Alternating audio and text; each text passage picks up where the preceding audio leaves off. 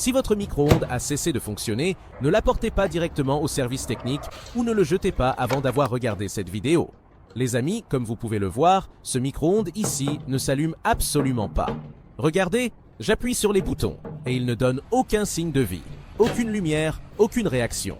Et c'est justement à ce moment-là que beaucoup de gens paniquent et courent immédiatement vers un réparateur spécialisé. Mais dans la grande majorité des cas, vous finissez par dépenser 18, 22 ou même plus de 27 € sans savoir que le problème peut être très simple, quelque chose que vous pouvez réparer vous-même tranquillement chez vous. Et c'est exactement ce que je vais vous montrer maintenant. On commence par débrancher le micro-ondes, parce que la sécurité passe toujours en premier. Ensuite, on va procéder au démontage de l'appareil. C'est une opération très simple, il suffit de retirer toutes les vis situées à l'arrière.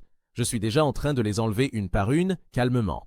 Et pour ne rien perdre, je mets toutes les vis de côté dans un endroit sûr. Une fois toutes les vis retirées, il ne reste plus qu'à ôter le capot avec précaution, pour éviter de forcer ou d'endommager une pièce. Tirez doucement jusqu'à ce que le capot se détache complètement.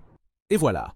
Une fois le micro-ondes ouvert, ce que nous devons vérifier, c'est ceci. Le fusible.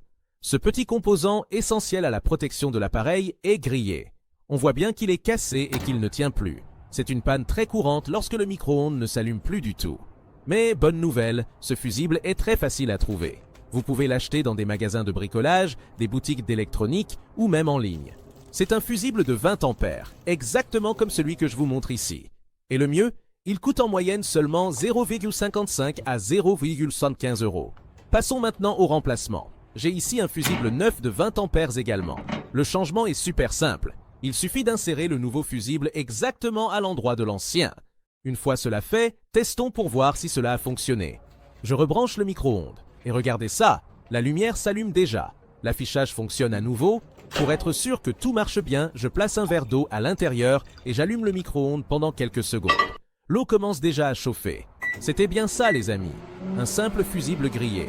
Un problème facile à détecter et à résoudre que n'importe qui peut réparer à la maison avec un minimum d'attention, sans dépenser une fortune. Il ne reste plus qu'à remettre le capot en place en s'assurant qu'il soit bien ajusté. Ensuite, revissez toutes les vis et voilà. Le micro-ondes est remonté et fonctionne comme s'il était neuf, prêt à être utilisé. J'espère vraiment que cette astuce vous a été utile.